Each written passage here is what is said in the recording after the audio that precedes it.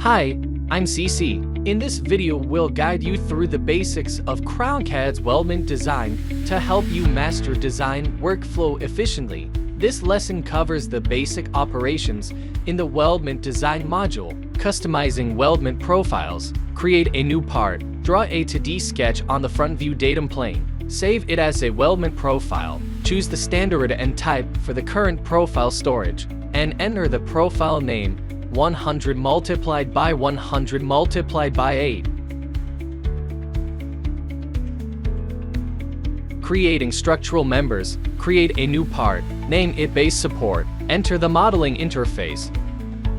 First, draw the support profile path, draw a center point rectangle on the top view datum plane, with a length of 1700 and a width of 1021. Click Exit Sketch to complete Sketch 1. Using the top view datum plane as a reference, offset upwards by 650 to create datum plane 1. Draw a sketch on datum plane 1 that is identical to Sketch 1, named Sketch 2.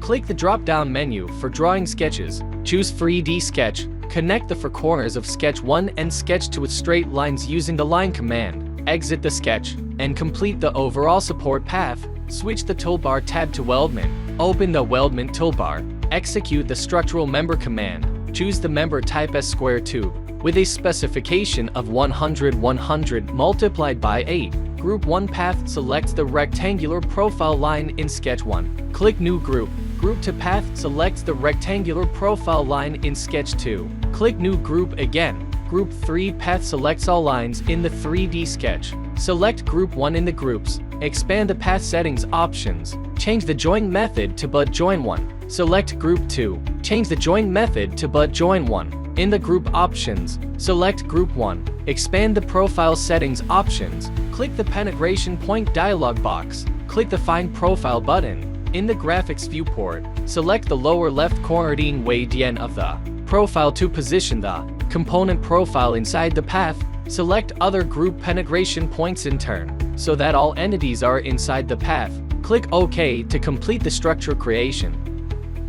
Changing corner join methods, click the Trim Divided by Extend command. Choose Butt Join 1 for the corner type. Select the trimming entity and the welded entity. Click OK to complete the corner join change. Use the same operation to complete the changes for the other 3 corner joins. Creating gusset plates, click the Gusset Plate command. Choose the inner sides of the 2 square tubes as the support faces. The profile type as pentagon. D1, D2 are both 120, D3 is 80, thickness 15. Both the thickness direction and position are chosen on the other side. Offset 22. Click OK to complete the gusset plate creation. Click the Extrude Cut command. Choose the top plane of the gusset plate as the sketch plane. Draw a circle with a diameter of 20.5.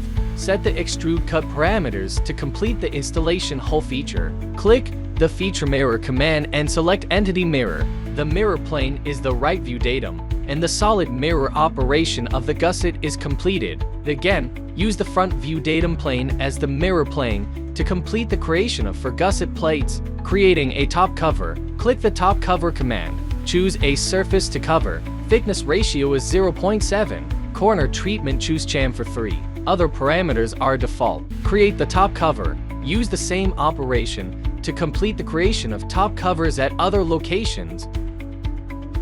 Creating welds. Click the Weld command. Select the component end face and the top cover end face as the welding geometry. Weld radius 3. Weld both sides. Click Define Weld symbol. Choose symmetrical for the welding method. Check intermittent weld. Weld length is 20. Gap length is 5. Click OK to complete the weld. Drawing. In the Weldment drawing, click the Annotation Welding Symbol command. Set the welding symbol related parameters. Click left mouse button in the view to place. Drag the mouse. After moving the annotation to a suitable position, click the left mouse button again to complete the placement of the welding symbol. Click the Weldment Cut List command in the table drop-down menu. Choose the isometric view. A cut list preview will appear. After moving to a suitable location, click the left mouse button to place the cut list. Click the Automatic Part Numbering command. Choose the left layout. Change the font to a suitable size. Other parameters are default. Click the isometric view. Click OK to complete the addition of part numbers. That concludes the introduction to CrownCAD's weldment design. Now, visit www.crownCAD.com to start your design journey.